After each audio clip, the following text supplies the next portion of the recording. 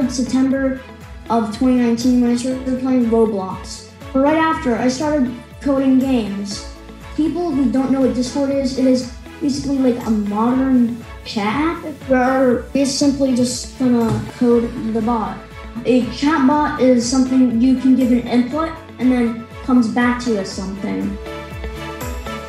It is basically a blank file that I can write in when I'm coding. So I'm gonna put 2 more arrays, so it's just the random memes.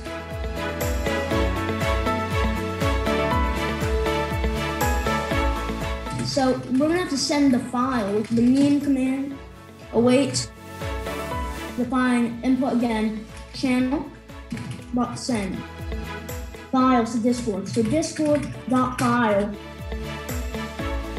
So once I run this, all right, meme.